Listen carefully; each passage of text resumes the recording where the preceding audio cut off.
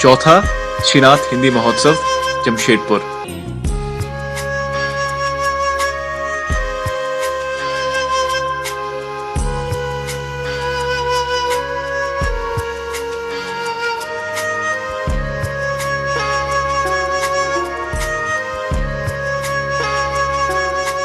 तो सर, प्रेम पत्र से तो पता नहीं, पर हमें पता है कि कई दशक पहले से आपको प्रेम के साथ गहरा संबंध है। तो एक छोटा सा वीडियो हम लोग दिखाना चाहेंगे सर के लिए। तुम्हें याद है भुवन, तुमने पहले मुझे प्रपोज किया था। अब ये अवस्था हो गई है कि ठीक है, हम लोग दोनों एक दूसरे का बहुत सारा काम नहीं कर पाते हैं, लेकिन अभी भी तुम क्या पसंद करते हो, क्या नहीं पसंद करते हो, इसका ज्ञान मुझे है। तुम्हें मीठा बहुत पसंद है, और ये मीठा खाने की आदत भी तो मैंने ही तुम्हें डाली ना।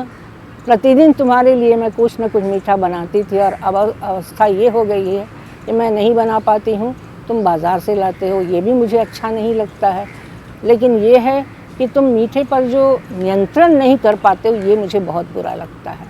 लेकिन एक बार सोच कर देखो कि इसमें मेरा अपना क्या स्वार्थ है।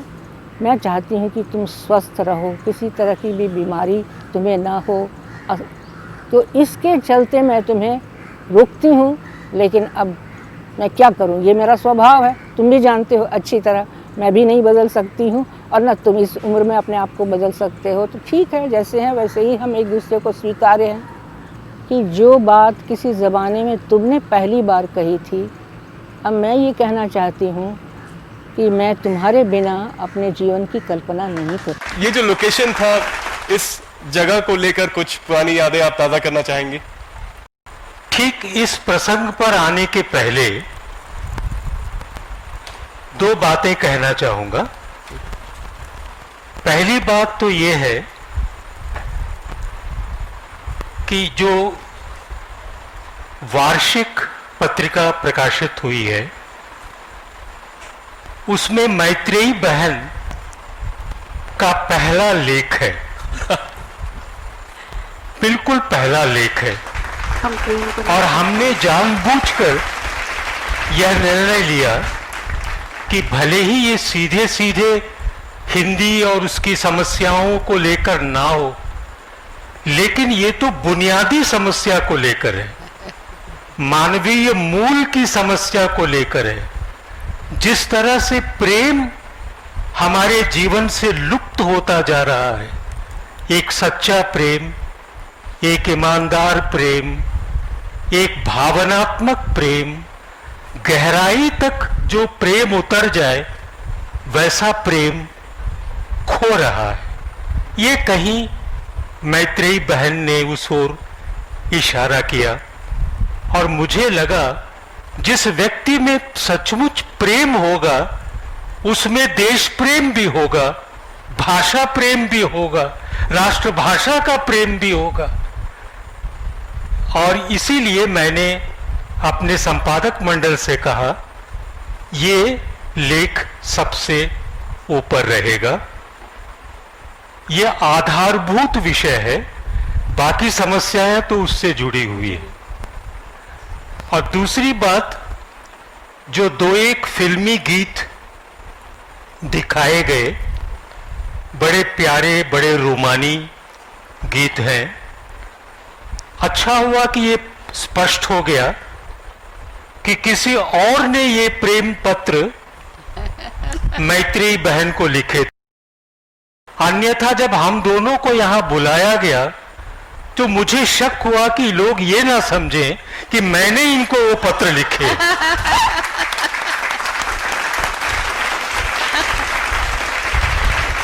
और जहां तक प्रेम की बात है, तो बिना प्रेम पत्र एक दूसरे को लिखे हुए भी मैंने और सूर्या जी ने उस समय प्रेम किया जब हमने ग्रेजुएशन के बाद पोस्ट ग्रेजुएशन के लिए रांची आने जाने का क्रम हमारा शुरू हुआ। मैं मूलतः आंध्र प्रदेश का हूं, मेरी मातृभाषा तेलुगु है और मेरी पत्नी मूलतः उत्तर भारत की, उत्तर प्रदेश की और उसके हृदय की है, यानी इलाहाबाद की है। और हमने जो प्रेम किया, उस प्रेम को उस समय सामाजिक स्वीकृति बिल्कुल नहीं मिलती थी, बल्कि विरोध होता था, संघर्ष होता था। जैसे मैत्रेयी बहन ने कहा कि अब ये चिट्ठी पत्री शुरू हो गई, पकड़ के शादी कर दो। तो करीब करीब वही स्थिति थी। एक ओर हमारी पढ़ाई चल रही थी, दूसरी ओर हमारे बीच प्रेम की भावना पनप रही थी, तीसरी ओर परिवार की प्रतिक्रियाएं, अधिकांशतः प्रतिकूल प्रतिक्रियाएं, और चौथी ओर समाज का भय कि पता नहीं हम लोग कितना इसमें टिक पाएंगे, कितना ठट पाएंगे।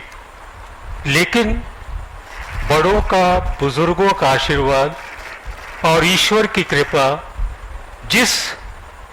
जिन्हें मैंने प्रपोज किया, जिनसे मैंने प्रेम किया, मैंने उसी से विवाह भी किया।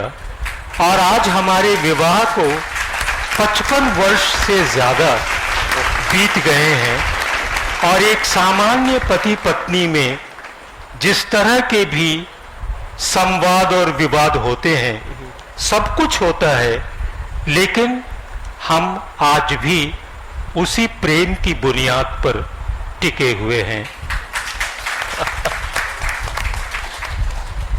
धन्यवाद सर, आपने एक साथ दोनों प्रश्नों को उत्तर दे दिया, क्योंकि दूसरा प्रश्न हम पूछने चाह रहे थे कि आप क्योंकि तेलुगु भाषी हैं, तो आपका हिंदी के प्रति प्रेम कैसे उत्पन्न हुआ, और साफ तौर पर यह पता चला कि इलाहाबाद से उत्पन्न हुआ।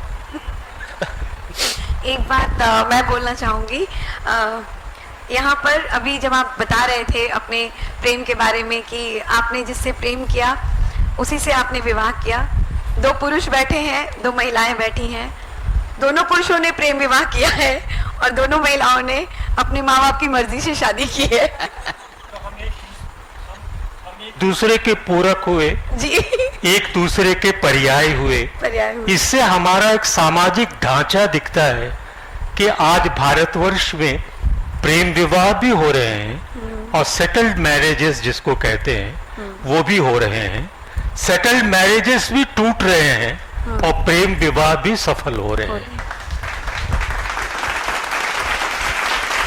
धन्यवाद सर। साक्षात्कार का यह भाग अंत नहीं, आरंभ है। संवादों का सिलसिला आगे भी जारी रहेगा। तब तक के लिए हमारे चैनल के साथ बने रहें। अपने विचार कमेंट बॉक्स में